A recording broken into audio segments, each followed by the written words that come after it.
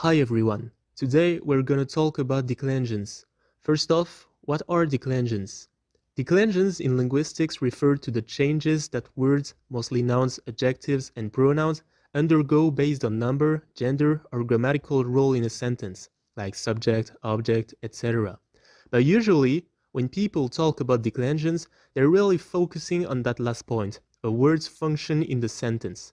And that's precisely what we'll be looking at in this video. First, a quick precision. When we're talking about verbs, we don't use the term declension. For verbs, the term is conjugation. That's how we show who's doing the action, when it's happening, and how. Some of the most well-known languages that use declensions are Latin, German, Russian, and Classical Arabic. Each form shows the role of the word in the sentence, which means you don't always need prepositions or a strict word order. For example, instead of saying the general gives the sword to the soldier, like in English, in Latin you just change the form of the word soldier, miles in Latin, to the dative case. In English, the general gives the sword to the soldier. In Latin, dux gladium militi dat. One word instead of three. That said, these languages still sometimes use prepositions alongside declensions, and there's often a preferred word order. But the flexibility can be a huge bonus in poetry and style. You can rearrange words without messing up the meaning or grammar, which is much harder to do in non-inflected languages. The downside is that declensions make a language harder to learn. You need to memorize several forms for each word, and you have to know how to use the right form depending on the context. It gets even trickier in languages that combine declensions with grammatical gender. Take German for example. Nouns can be masculine, feminine, or neuter, and each gender has its own set of declensions for each case. And even though many forms follow patterns, you still have to deal with plenty of exceptions.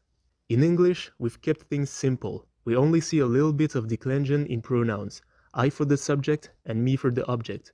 But back in the days of Old English, nouns and adjectives had full declension systems too, but those gradually disappeared. That's unlike other Germanic languages like Icelandic or German, which still keep them. As for Latin's descendants, the Romance languages, they also mostly dropped declensions. Most of them only kept them for pronouns. Romanian is an exception, though even there, the system is way simpler than in Latin.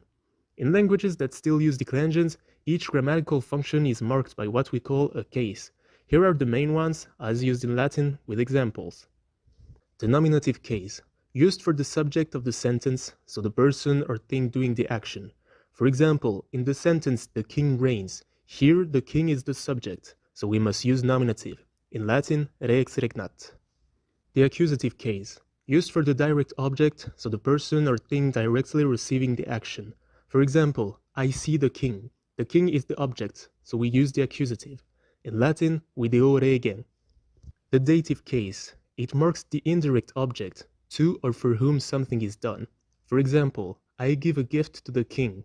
A gift is the direct object, so we use the accusative, and to the king is the indirect object, so we use the dative. In Latin, donare do. Note that in English, we need the preposition to here. The genitive case, it shows possession or belonging, kind of like of or s in English. For example, the king's house is beautiful.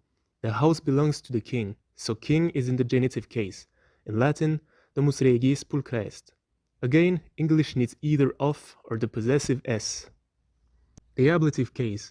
This one is a bit more complex. It usually expresses origin or separation, but in Latin, it can also show means, cause, or manner. It's often translated with from or with. For example, I walk with the king. In Latin, cum rege ambulo. And finally, the vocative case. It's simply used to directly call someone. For example, yo king, listen to me. In Latin, o rex audime. So in English, because we don't use declensions, we rely on strict word order to tell who's doing what. The subject usually comes before the verb, the object after, and if we need to show other relationships, we use prepositions or suffixes instead. This overview highlights just how diverse languages can be when it comes to structure.